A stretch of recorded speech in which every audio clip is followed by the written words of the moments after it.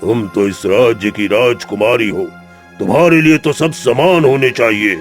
मुझे आपके ज्ञान की जरूरत नहीं है, तुमको हम लोगों की जरूरत है, इसको तुम्हारी नहीं। इसलिए ये व्यर्थ का ज्ञान अपने पास ही रखो। आपको अपनी सुंदरता पर बहुत घमंड है राजकुमारी जी, और आप अपनी आंखों से कोई कुरूप चीज देखना भी नहीं चाहती। तो फिर ठीक है, तुम इस रूप और नेत्रों की रोशनी के योग्य ही नहीं हो। मैं तुमको श्राप देता हूँ, तुम कुरूप हो जाओ और तुमको आंखों से दिखना भी बंद हो जाए। गुरुजी के श्राप देते ही राजकुमारी एक कुरूप महिला में बदल जाती है और साथ ही उन्हें आंखों से दिखना भी बंद हो जाता है।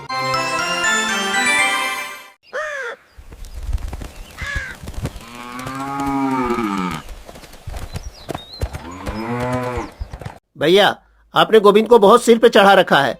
हम दोनों भाई दिन भर काम करते रहते हैं, वो तो कुछ करता ही नहीं। कोई बात नहीं, वो हमसे छोटा भी है, फिर वो देख भी नहीं सकता। फिर तू ही बता, मैं उसे क्या काम कराऊं? तो क्या हमने उसका जिंदगी भर खिलाने का ठेका ले रखा है? आप ही खिलाते रहना, मेरे तो बस का बात नहीं है। तो फिर तुम ही बताओ, क्या मैं उसे इस हालत में घर से बाहर निकाल दूं? हाँ, अब यही बचा है। आप ही उसको बोलो कहीं दूसरी जगह देख ले। नहीं, मैं ऐसा नहीं कर सकता। जब मैं मर जाऊं तब फिर तुम्हें जो करना हो कर लेना। तभी गोविंद वहाँ आता है। गोविंद, कहाँ घूमता रहा पूरे दिन? घूमने के अलावा और इसके पास काम ही क्या है? ये कहता हुआ दिनेश वहाँ से चला जाता है। तू दिनेश की बातों पर ज्यादा ध्यान मत देना, वो तो ऐसे ही कहता रहता है, लेकिन दिल से तुझे बहुत प्यार करता है। मैं जानता हूँ भैया, मैं आप लोगों पर एक बोझ सा बन गया हूँ। मैं भी आप लोगों की मदद करना चाहता हूँ, लेकिन मुझे आंखों से कुछ दिखता नहीं है। तो आप ही बताओ भैया, मैं क्या करूँ? ऐसा कहते हुए गोविंद बहुत उदास हो जाता है। तू चिंता मत कर गोविंद, भगवान ने जब किसी इंसान को बनाया है ना, तो वो उसका ख्याल भी रखता है। हर दिन एक जैसा नहीं रहते। लेकिन गोविंद, एक बात हमेशा याद रखना, हमेशा ईमानदारी के रास्ते पर ही चलना। जी भैया। उधर चंपापुर के राजा चंद्रेश अपनी पत्नी और अपनी बेटी के साथ रहा करते थे। राजा की पुत्री सौम्या बहुत ही सुंदर थी, लेकिन उसे अपनी सुंदरता का बहुत घमंड था। एक दिन की बात है,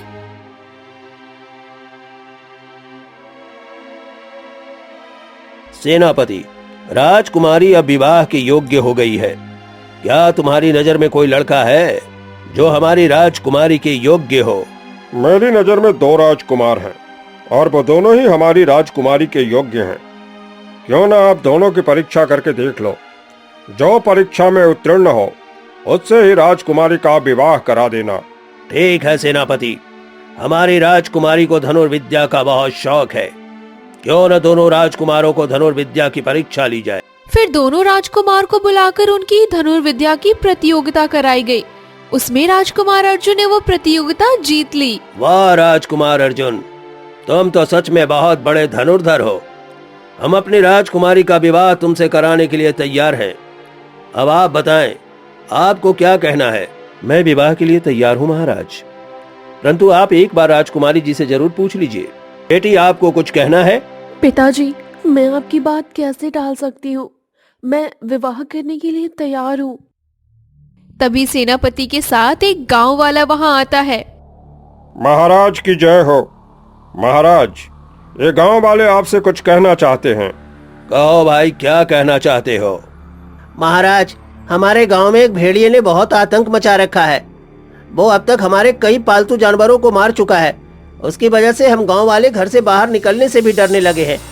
अब आप ही उस भेड़िए को मार दें तो हम गांव वालों पर आपकी बड़ी कृपा होगी। सेनापति, आप इस गांव वालों के साथ जाओ और जब तक आप भेड़िए को मार न दें तब तक आप राज्य में वापस मत आना। ठीक है महाराज। रुको सेनापति, भेड़ियों को मारने आप नहीं, मैं राजकुमार जाएंगे। लेकिन बेटे, जितना तुम इस काम को आसान समझ रही हो, ये काम उतना आसान नहीं है। पिताजी, आप तो जानते हैं कि आसान काम करने का मुझे शौक भी नहीं है। बहुत दिनों से हमने कोई शिकार भी नहीं किया और हम अभी राजकुमार को अच्छे से जानते भी नहीं है। ये दोनों काम एक साथ हो जाएगा। राजकुमार, सही कहा ना मैंने? ठीक है राजकुमारी, हमें भी शिकार खेलने का बहुत शौक है।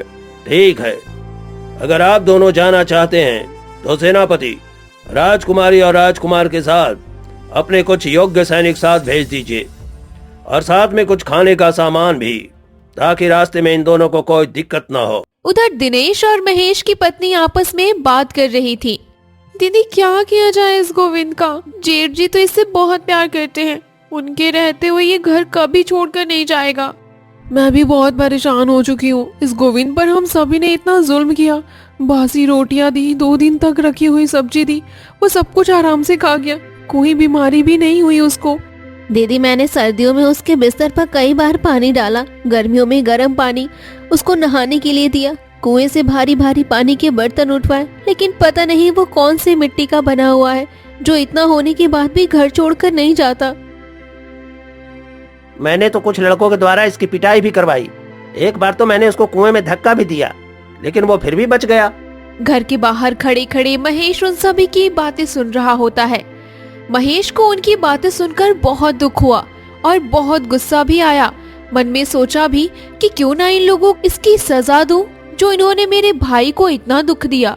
लेकिन फिर महेश वहाँ से चुपचाप चला जाता है और गोविंद को एकांत में बुलाता है। बेटा गोविंद, मुझे तुमसे कुछ पूछना है, तो मेरे को सच सच बताना। हाँ भैया पूछो, क्या बात है? आपकी बातों से लग रहा है आप बहुत परेशान हो। ये बता, तेरी भाभी तेरे को खाने में बासी रोटी और खराब सब्जी देती थी? अरे नहीं भैया, ये आपसे किसने कहा? मेरी दोनों भाभी तो मुझसे बहुत प्यार करती है और मुझे अच्छा अच्छा खाना बना के देती है। याद है भैया, मेरा एक बार हाथ जल गया था तो उन्होंने मुझे ही अपने हाथों से खाना खिलाया था। गोविंद बेटा, तो सच में कोई नेक इंसान है रे। तेरा दिल बहुत साफ है, लेकिन भगवान ने तेरे साथ अच्छा नहीं किया। तुझे इतना अच्छा दिल दिया, लेकिन तुझे आंखें नहीं दी। तेरे साथ इतना सब कुछ हुआ, लेकिन तू मुझे एक बार भी कुछ नहीं बताया। क्या नहीं बताया भैया? यही कि दिनेश ने तुझे लड़कों से पिटवाया, तुझे कुएं में धक्का दिया, सर्दियों में तेरे बिस्तर पर पानी डाला गया, गर्मियों में तेरे को नहाने के लिए गर्म पानी दिया गया। ये सब आपसे किसने कहा? लगता है आपको किसी ने कुछ गलत बताया भैया। वो परिवार में फूट डालना चाहता है। गोविंद, खा मेरी कसम, बोल कि मैं यह सब झूठ बोल रहा हूँ। गोविंद की आंखों में आंसू आ जाते हैं और वो रोते हुए बोलता है, याद है भैया, जब पिताजी बहुत बीमार थे तब उन्होंने आपसे कुछ कहा था। हाँ बेटा, मुझे अच्छे से याद है। पता है भैया, पिताजी ने मुझसे मरने से पहले ये बात कही थी कि बेटा, आज से महेश ही तेरा पिता है, उसकी हर बात मानना तेरा धर्म है। तेरे को कितना भी दुख या परेशानी आए, कभी उससे शिकायत मत करना और अपने बड़े भाई का साथ कभी मत छोड़ना। गोविंद की बात सुनकर महेश की आंखों में आंसू आ जाते हैं। हाँ, तो पिताजी को दिए उसी वचन को निभाने के लिए इतने दुख परेशानी सहता रहा। बेटा, तू तो भारत बन गया रे, लेकिन मैं राम नहीं बन पाया। मैं पिताजी को दिया हुआ वचन नहीं निभा पाया। मुझे माफ कर दे गोविंद, मुझे माफ कर दे।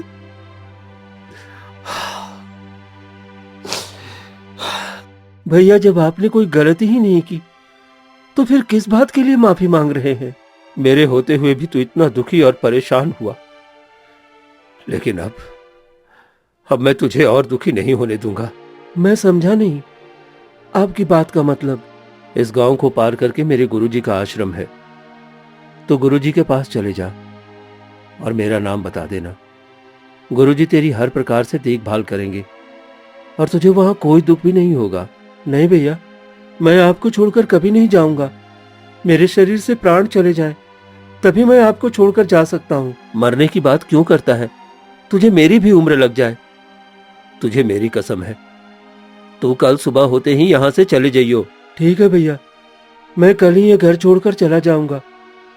आज मैं फिर अनाथ हो गया, लेकिन भैया आप अपना ख्याल रखना और भैया और भाभी किसी पर गुस्सा मत करना, क्योंकि मेरे दिल में उनके लिए कोई गुस्सा नहीं है। इसमें उनका कोई दोष नहीं। विधाता ने मुझे बनाया ही ऐसा है भैया कि मैं सब पर एक बोझ ही हूं। नहीं गोविंद, ऐसा कभी मत बोलना। अब तो वही कर जो मैंने तेरे को कहा है। फिर अगली सुबह गोविंद बिना बताए ही घर छोड़कर चला जाता है।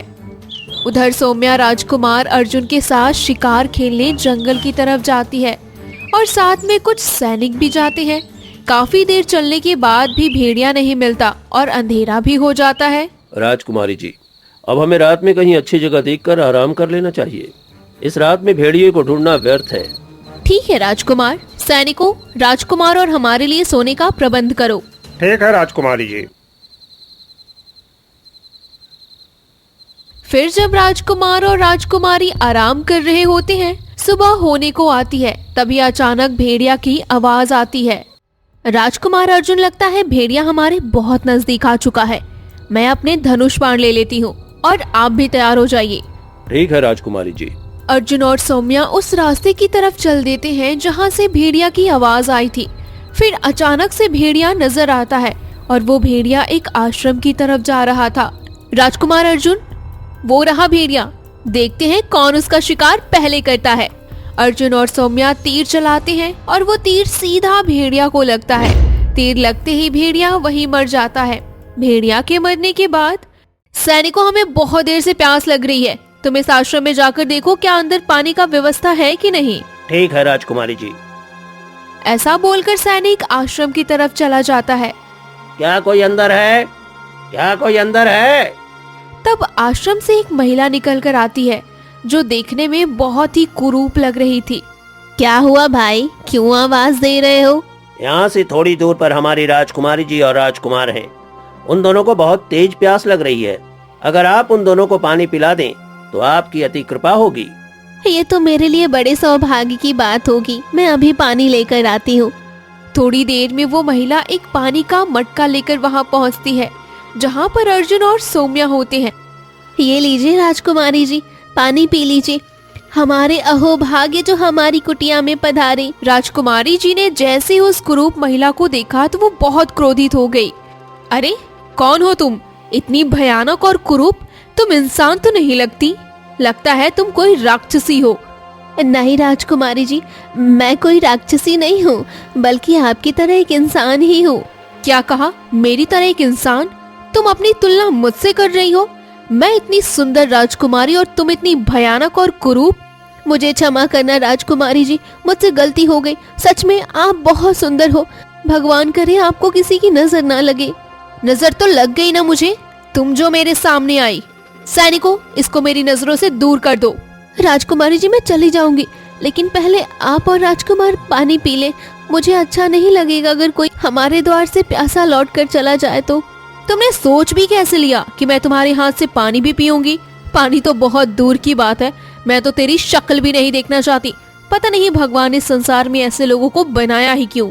ऐसा बोलते ही राजकुमारी और राजकुमार दोनों हंसने लगते हैं। बेचारे सैनिक चुपचाप ये तमाशा देख रहे होते हैं। वो क्या ही कर सकते थे। तभी वहाँ आश्रम में रहने वाले गुरुजी आ गए। राजकुमारी जी, आप यहाँ कैसे? कहो, कोई विशेष प्रयोजन से आप यहाँ आए हो? फिर सौम्या सारी बात बता देती है, जिसे सुनकर गुरुजी बहुत खुश होते हैं। ये तो आपने बहुत अच्छा काम किया है। मेरी तरफ से अपने पिताजी को मेरा आशीर्वाद देना।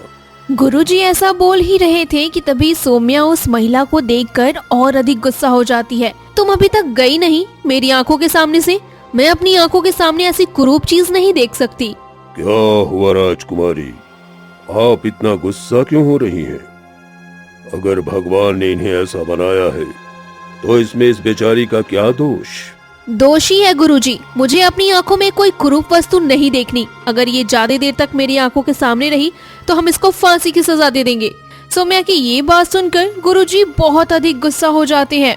बस करो राजकुमारी, बहुत हुआ। तुमने बहुत अपमान कर लिया इस महिला का।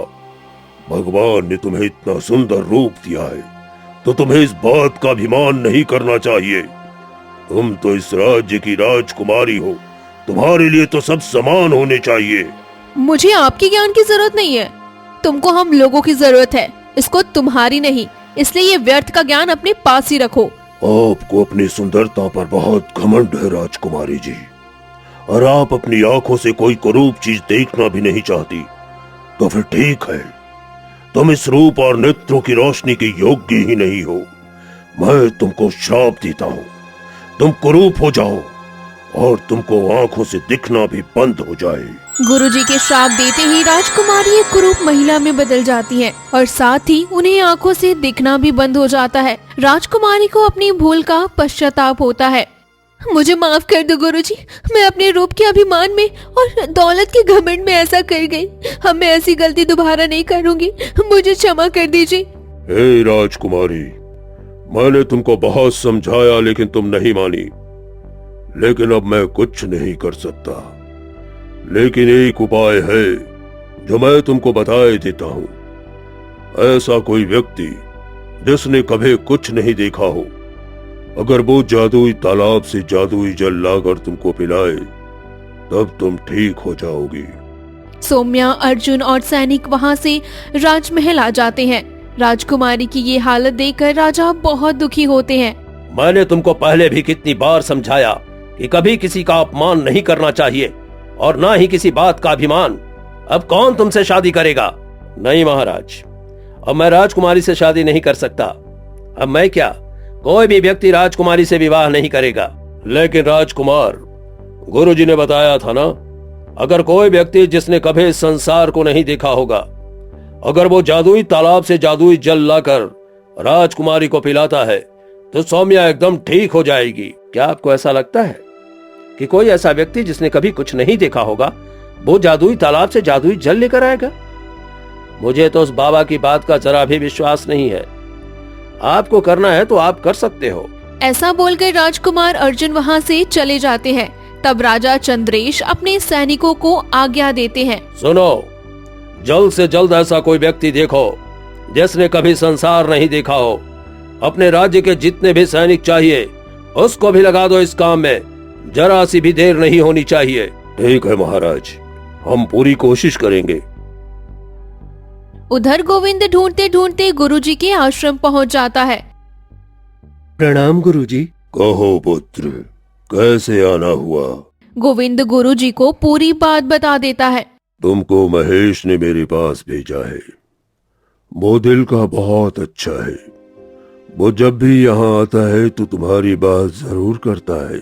मेरे भैया बहुत अच्छे हैं, मैं उनको छोड़कर कभी नहीं आना चाहता था, लेकिन उन्होंने जिद की, इसलिए मुझे यहाँ आना पड़ा।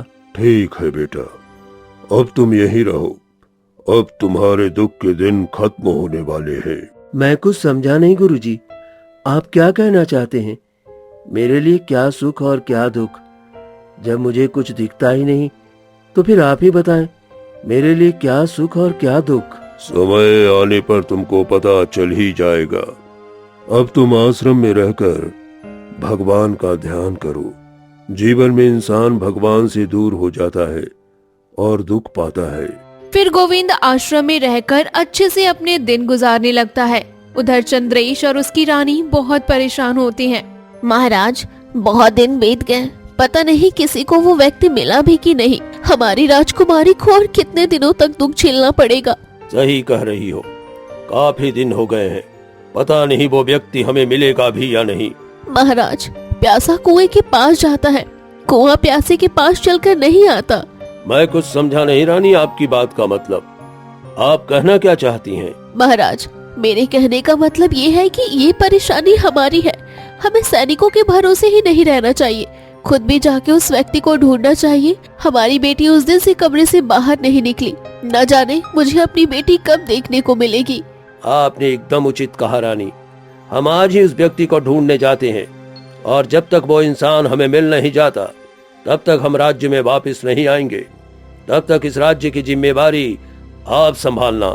राजा चंद्रेश घोड़े पर सवार होकर उस व्यक्ति को ढूंढने निकल जाते हैं जिसने अभी तक ये संसार नहीं देखा होगा। कई लोगों से पूछने के बाद राजा बहुत निराश हो जाते हैं।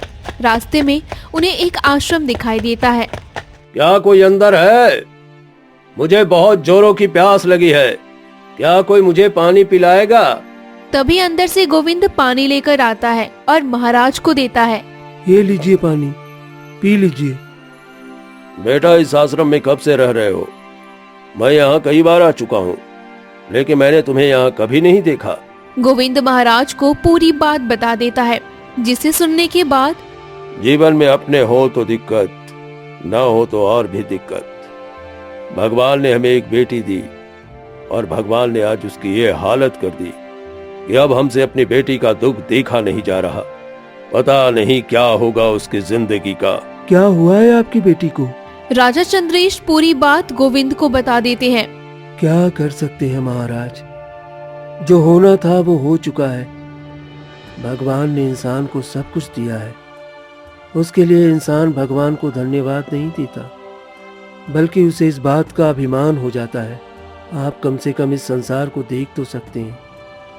एक मैं हूं जिसने अभी तक इस संसार को देखा भी नहीं।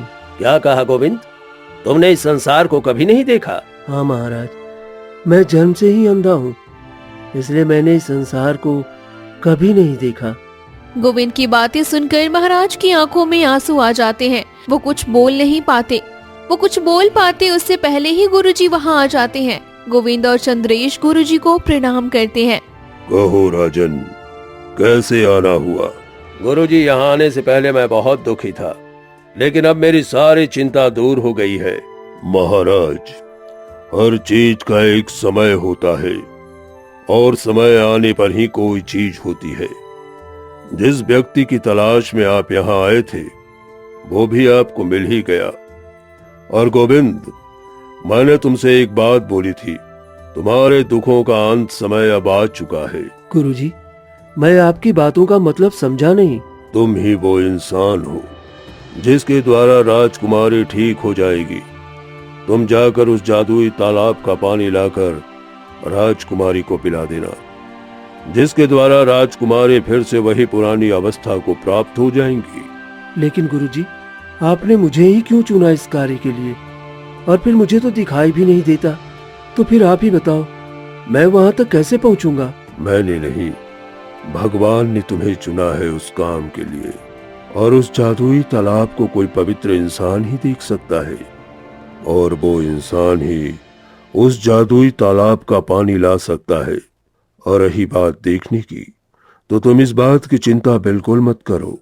अपनी ये गौरी गाय तुम्हारे इस काम में मदद करेगी। भला गौरी गाय इस काम में मेरी मदद कैसे कर सकती है? ये कोई साधारण गाय नहीं है, एक चमत्कारी गाय है। ये पल में तुम्हें उस जादुई तालाब तक पहुंचा देगी। लेकिन उस जादुई तालाब में पहले उसके गुफा के बाहर एक रक्षक उसकी रक्षा करता है। तो फिर मैं कैसे जादुई तालाब तक पहुंचूंगा? इस काम में गौरी गाय ही तुम्हारी मदद करेगी।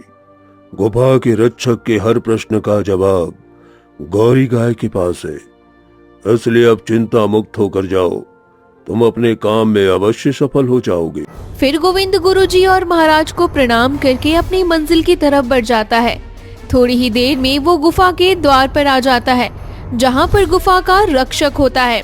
वो कुछ सवाल पूछते हैं, जिसके हर सवाल का जवाब गौरी गाय देती है। फिर गोविंद गुफा से होता हुआ जादुई तालाब के पास पहुँच जाता है। आओ गोविंद आओ, मैं तुम्हारी ही प्रतीक्षा कर रहा था। अरे, आप मेरा नाम कैसे जानते हैं और कैसे पता कि मैं यहाँ आने वाला हूँ? मैं इसलिए जानता हूँ क्योंकि मैं एक साधारण नहीं, जादुई तालाब हूँ।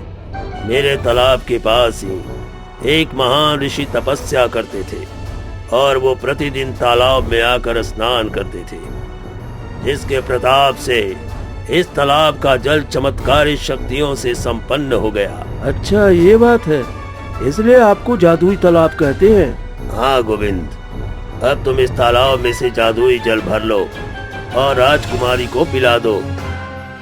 गोविंद जैसे ही उस तालाब में जल भरने के लिए गया, गोविंद के साथ एक चमत्कार हो गया। जादुई तालाब के स्पर्श से गोविंद देखने लगा था। अरे अरे, ये क्या? मुझे तो सब दिखने लगा। याद है गोविंद, तुम्हारे गुरुजी ने तुमसे एक बात कही थी कि अब तुम्हारे दुखों का अंत समय आ गया है। अब तुम जल्दी से इस जल को लेकर राजमहल पहुंचो। फिर गोविंद जादुई तालाब को प्रणाम करके राजमहल पहुंच जाता है। जादुई जल के पीने से राजकुमारी पहले की तरह पूर्ण स्वस्थ हो जाती है। गोविंद, तुमने हमारी बेटी को फिर से नया जीवन दिया है। हम चाहते हैं कि तुम हमारी बेटी से शादी कर लो। महाराज, ये तो मेरे लिए बड़े सौभाग्य की बात होगी, लेकिन मैं ये चाहता हूँ कि मेरी ये शादी गुरुजी और मेरे भैया भाभी के आशीर्वाद से हो। लेकिन उन्होंने तो तुम्हारे साथ इतना गलत किया, तुमको इतना दुख दिया, तब भी तुम उनके बारे में इतना सोच रहे हो। महाराज, हम तीनों एक ही पिता से उत्पन्न हुए हैं। कभी कभी हालात ऐसे बन जाते हैं कि भाई भाई का दुश्मन हो जाता है, लेकिन महाराज, भाई से बड़ा दुनिया में कोई नहीं हो सकता। सच में गोविंद, तुम एक अच्छे इंसान हो और मुझे इस बात की बहुत खुशी है कि मेरी बेटी का विवाह तुमसे हो रहा है। गोविंद और सौम्या के विवाह में गुरुजी और भैया भाभी भी आते हैं। फिर बड़ी धूमधाम से दोनों का विवाह होता है। फिर कुछ समय पश्चात राजा चंद्रेश गोविंद को सारा राज्य सौंपकर वनवास पर चले जाते हैं।